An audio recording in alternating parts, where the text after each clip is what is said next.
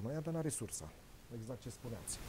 Sursele autorităților locale sunt cele arhicunoscute și vreau să intru în acest domeniu foarte mult. Sunt veniturile fiscale proprii, ale veniturile pe averea celor care sunt sub jurisdicția respectivă, teren, clădiri, autoturisme și așa mai departe, veniturile din impozitele celor care lucrează, își desfășoară activitatea în jurisdicția respectivă, deci cu câte multe locuri de muncă, cu atât ai 80% la dispoziție, la nivelul județului 4 și la nivelul localității și încă 20-30 spre județ se duce, și doar 20% se duce spre București. Deci, în perspectiva acestui tip de venit, este o descentralizare serioasă a surselor. Numai că e pondere mică, pentru că nu sunt locuri de muncă.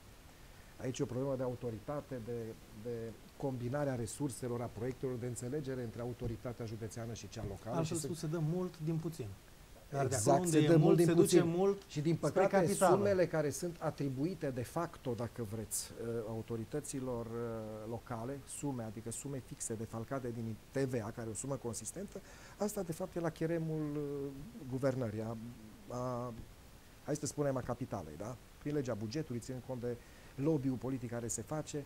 Deci nu e o repartizare justă, aș spune. Pentru că un județ care generează valoare adăugată, indirect TVA, taxele adăugată, vreau să spun, valoare adăugată în sens macroeconomic, are altă conotație în produsul intern brut. Deci generează valoare TVA foarte mult spre bugetul de stat, primește înapoi poate mai puțin și o parte se duce înspre echilibrarea zonelor mai puțin dezvoltate. Acum e bine, e rău, rămâne să stabilim, să vedem ce se va întâmpla. La fel se întâmplă, de fapt, ăsta este și conceptul Uniunii Europene atunci când au creat euroregiunile. Aceste euroregiuni sunt create în Uniunea Europeană încă din anul 1958 și ele au fost modelate și foarte bine configurate după anii 90, ținând cont de nou proiect al acestei zone europolitice. S-au consacrat, dacă s-au demarat o serie, s-au implementat o serie de fonduri, fonduri de preaderare, ISPA, FARE, dacă știți, ca să putem să facem față aderării. Până după 2007 au apărut fonduri de coeziune, Fondul Social European, fonduri de dezvoltare agricolă și rurală și așa mai departe, programe operaționale sectoriale pentru echilibrarea, pentru, dacă vreți, eliminarea disparităților între diferite regiuni. Conceptul este Uniunii Europene și noi încercăm prin forțele proprii, discutasem înainte, care fonduri, de fapt, să atragem aceste fonduri, un instrument foarte important pus la îndemâna noastră de către Uniunea Europeană, pe care noi îl folosim și am putea atunci să nivelăm, dacă vreți, aceste disparități. De aici intervine factorul politic, calitatea clasei politice, a decidenților politici, onestitatea lor. Aici e o dezbatere mult mai amplă. Dar eu, în opinia mea, suntem pe drumul, hai să spunem, pe drumul descentralizării. Cadrul legal este de așa manieră construit. Capitolul 21 din negocierile cu Uniunea Europeană, acquis comunitar pe fonduri, pe integrare, prevede acest lucru. Ei ne-au spus, faceți instituțiile care le credeți, așa trebuie să mergeți. Asta e o problemă la noi. Eu nu sunt adeptul unei lipse totale de autonomie. Avem autonomie decizională totală, dar financiară în limitele calității și cantității clasei politice care o avem și a înțelegerilor la nivel, sunt cazuri, județ, municipiu, comună, oraș, se înțeleg, sau județul mai ales, se întâmplă. Aici e problema noastră de maturitate și de atitudine. Dan Mașca, doreai să intervii? Da, vreau să spun că, da, deci avem o istorie în care vedem clar că sistemul nu merge, da? Dacă sistemul nu merge, ani de zile de cârpeli, același sistem, aceeași filozofie bugetară, fiscală, da? Da. Deci ce înseamnă? Nu se poate face decât fix în opusul. Deci dacă sistemul acesta centralizat, cu descentralizări pe jumătate, da? Tot povesteam de Elveția și am fost la filmul Iuliu Maniu de sărbători, am dat 20 ceva de ani. El se plângea, domnule, nu avem inspectoratul școlar în cantonul Genevei. Nu e o problemă că nu vine cineva să mă controleze, că era obișnuit de acasă să-l controleze cineva. Și e o problemă mare. Zic, chiar? Și nu poți să predai din cauza că nu a venit inspectorul la școală? Zice, ba da, foarte bine pot să predau. Da? Deci, o descentralizat școlile la primărie, da? Dar de ce ne țin profesorii și politica locală? Noi, de exemplu, în IT, avem nevoie de oameni care nu trebuie să facă facultate, dar care să facă o anumită pregătire tehnică, pe informatică, specializată pe ce cere piața mureșeană în momentul ăsta de ani de zile, nu de un an, de ani de zile. Și nu avem niciun fel de putere de a influența după ăsta. La ei, în Geneva, au avut lipsă de ingineri automatiști, ingineri. Firmele care s-au stabilit în cantonul respectiv, care este mai mic decât județul Mureș, ca populație, da? Au spus, ne trebuie neapărat ingineri. S-au strâns șefii de CJ, cum ar fi consilierii și mini-parlamentul care poate să fie echivalentul CJ-ului la noi, de fapt, și au spus, papiu, clasă din asta, uite firmele, discutați, câte locuri trebuie, atâta trebuie. Nu că trebuie să țineți 25 de oameni incapabili în clasă. După 2 ani de zile români care din lista de loc 16 ani are copilul, e acolo la școală, au rămas 8. Da, aia 8 sunt mici, performanță, finanțează pe aia 8 mai departe, pentru că pe interesează calitatea și decizia în comunitate și comunitatea au spus, da, Maș, că ești de acord să plătești salarii la profesor și lasă să educe 8 copii numai? Zic, da, te votez de acord.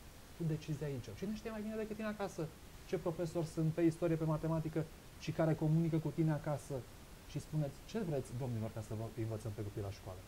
Asta. Puteți face, domnul profesor, un manual de istorie mai bun și să faceți competiție cu un alt profesor de istorie din Tulcea care scrie o istorie în felul lui și să aveți o competiție care competiția se ducă la manuale, cum zice asta din German, mai valoroase ca adevăr spus. Da, au și fost de care să manuale ne fie rușine. alternative pe vremuri. Da? Nu e adevărat. Nu erau așa. Afară, de exemplu, în Franța, se pune pe site-ul Ministerului că asta e curicula și în rest, piața și viața rezolvă. Editurile cu profesorii, cu părinții și copiii rezolvă treaba asta. Nu trebuie nicio autoritate de la nimeni. Asta înseamnă piața liberă. Te duci în piață, scoți manualul și faci treaba aceasta. Deci dezbinarea respectivă, nu cred că este diferență mare între ce a fost și ce există acum. Domnule profesor. Apropo de Elveția, vreau să completez pe Dan. Peste 2 ani, Elveția are 2 secole de neutralitate veșnică. În 1115, prin Congresul de Pace la Viena, a obținut acest Până statut. acolo, 300 face. 200. 200. e vreo similitudine din 200, punctul dumneavoastră de vedere între entuziasmul românilor la momentul unirii Principatelor și ulterior la Marea Unire cu entuziasmul românilor pentru intrarea în Uniunea Europeană și dezamăgirea în momentul în care au văzut că nu mai vin aceiași bani, ci România trebuie să cotizeze? Exact. A fost un entuziasm teribil la 1859. A fost un entuziasm extraordinar la 1918. Bunica mea, din partea mamei, are 96 de ani și își amintește, bine, avea un an atunci, mai născut în 1917, dar din amintirile părinților ei, ce entuziasm popular era în Mureș, în localitățile județului Mureș cu Marea Unire. A fost un mare entuziasm la 1 ianuarie 2007. Toți știm că toată lumea avea la mașină steagul Uniunii Europene și iată după această intrare este o dezamăgire a populației, fiindcă, cum să zic, trăiește destul de prost populația în România. Bun, dar e de vină Bruxelles, cum ar spune acum Sabin German, că e de vină Bucureștiul? E Pentru de vină, că transilvanenii nu duc așa și cum vrea Bucureștiul, el? dar să știți că atunci foarte mari dezbatere au fost cu capitala la București și Cuza, el fiind moldovean, a renunțat la Iași. Una dintre condiții a fost apropierea de Dunăre. Și pe vremea aia se vroia o unire a Bucureștiului de Dunăre și uite, după 154 de ani nu avem canalul ăsta București-Giurgiu, București-Dunăre.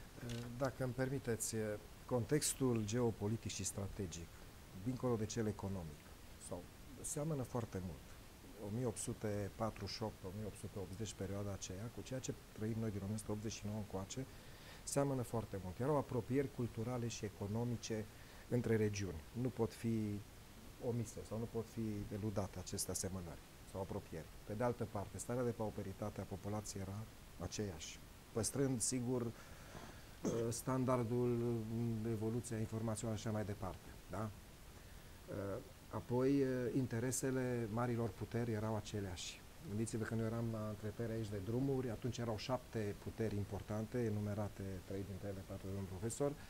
Acum avem Uniunea Europeană, avem Rusia, suntem și NATO, zona aceea, suntem puțin și chiar suntem în această zonă de influență. Totdeauna am fost o țară mică. Trebuie să înțelegem lucrul ăsta, fără putere. Asta rămâne să analizăm fiecare, să spunem de ce. Deci, vrând nevrând, trebuie să înțelegem că acest context geopolitic și strategic influențează în mod decisiv ceea ce vom fi noi de acum încolo. Da? Este foarte greu să ne depășim condiția, spun eu, și să devenim o societate productivă când trebuie să fim o societate de consum. Și în acea perioadă o societate de consum. Același lucru se întâmpla. Erau interesele austriece, interesele marilor capitaluri, monopoluri, noi aveam materiile prime foarte rapid, le exportam, nu aveam nicio problemă, da? Și importam produse manufacturate avansate. Ceea ce se întâmplă și astăzi, sigur, la un alt nivel. Dacă înțelegem acest lucru, atunci, în acest context, putem să fim puțin mai defensivi în dorințele noastre de a avea o Românie extraordinar de bogată și de funcțională. Este mai greu dacă nu avem o clasă politică și un conducător extrem de... Eu fac, dacă vreți, am eu așa un mare cult pentru Kemal Atatürk, da? Pentru turci, care a făcut Turcia modernă. Nu s-a mai alimentat destul și a făcut ordine. Dacă nu, o să fim și peste 20 de ani în aceeași dezbatere și peste 30, eu nu o să mai prind, poate nepotul meu sau cei care urmează. Din păcate, asta este opinia Suntem mea. totuși a 7-a țară în Uniunea Europeană și spune domnul Savu că suntem o țară mică. Am înțeles substratul. Da. Te întreb pe tine, dar Nu populația. Suntem mici și din cauza liderilor? Da, e vorba de cultură. Nu, trebuie să ajungem noi trăim acolo. în Transilvania, am spus asta aceasta, domnule, românii și ungurii și ne certăm, da, și românii și ungurii, suntem culturi mici. Da, asta este adevărul. Ce putem face? Diferența mare între ce era, inclusiv în 2007, în 2000, este cel puțin pe zona noastră în care în mediul urban există acces la internet față de la 1848 și vremurile respective când informația circula foarte greu, da? Sigur. La ora actuală nu mai putem, noi putem să facem comparații, dacă tot mai comparăm ce era atunci, într-adevăr. Nu. Domnul profesor de la Geneva îmi spunea, da, acum 60 de ani știi cât de săracă era Revoluția? Cu toată această neutralitate veșnică. Da, era foarte sărac. Și atunci, de fapt, ai o problemă de logică. Dacă un stat care a rămas descentralizat, cu putere de decizie pe educație, sănătate, da? Alte chestii administrative locale, la nivel local, pentru că era logic, cine poate să grijă de ei? Viaductul acela nu trebuie, îmi permis să-mi cumpăr o mașină de lux? Nu-mi permit. Și atunci ce fac? Fac un podeț mai mic, la început. Crez bogăție peste niște ani și am bani în comunitate. Cât am investesc, cât am. Pleacă de la modelul de familie, de comunitate mică, de prieteni. Mă dăm niște bani că am ceva de făcut. Și dai pe încredere unui prieten, da? Unui grup de prieteni.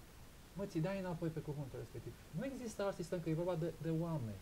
Dacă degeaba inventăm noi sisteme că are statul grijă de tine. Nu are nimeni grijă. Statul e nimeni, de fapt. Statul poate, într-adevăr, dacă este mic, atunci el administrează mai bine. Și tu îl respecti din faptul că zici, da, ca instituție, instituțional, să fie mic. Da, eu respect armată, justiție. Deci, cine nu vrea să fie solidar cu oamenii care sunt bolnavi și au nevoie de ajutor? Deci niciun om normal la cap nu dorește să aibă vecini săraci lângă el. Niciun om normal la cap nu vrea să aibă copii analfabeți în comunitate când tu lucrezi în epoca internetului. Și totuși românul are vorba, să nu uităm, să moară capra vecinului. Nu are nicio vorbă. Care e românul? Deci românul care? Noi suntem la masă 4 oameni. 4 oameni. Noi, dacă suntem lăsați să construim împreună ceva și noi construim împreună ceva. Știe și domn profesor, cât a fost director, că a avut un partener și la fel și domnul Savu. Și știi tu foarte bine ce ne-am construit noi. Și alții care sunt pe minte cu noi. Și pe niște filozofii deci am construit. Și atunci, care ceilalți soți? Se spun, e frumos să vorbești despre oameni care nu-i cunoști? Nu-i frumos, nu-i politicos. Înțelegi? Deci asta e toată problema. Hai să ne vedem de comunitatea noastră. De aici pleacă totul. Fac ordine la mine în fața curții, da? Face și dânsul în fața curții. La fel, predă mai bine istoria respectivă. Prin ce? Prin opinii că vin oameni ca Sabin Gherman, ca tine. Facem dezbaterile astea. Zicem, da, finanțezi un studiu de istorie ca să vedem ce a fost de fapt și să putem să intrăm în arhive. Pentru că până în 89 nu era acces, sigur. Pentru că s-a decis unde? La Paris. Câți au fost la Paris profesorii de aici? Să studieze în arhive înainte de 89. Câți au mers după 89? Câți au fost în arhivele de la Budapesta, de la Viena? Să vadă ăia ce scrisori trimiteau serviciilor secrete de atunci. N-a făcut nimeni. Sunt doar câțiva istorici care au făcut treaba aceasta în țară, da? Poate la universitate, doctorate finanțate pe așa ceva. Și atunci vii acasă și spui, hai să ne descoperim de fapt adevărul. Să nu fie rușine. Deci eu a trebuit să împlinesc 42 de ani ca să aflu acum 2 luni de zile de la un maghiar din Tudor, nici nu-l cunoșteam, o zi că povesteam cu cineva ceva pe teme de astea, de civism local, și m-a oprit și a spus, domnule, nu știu cine sunteți, vă fericiți pentru opinia respectivă, și am discutat cu el și spune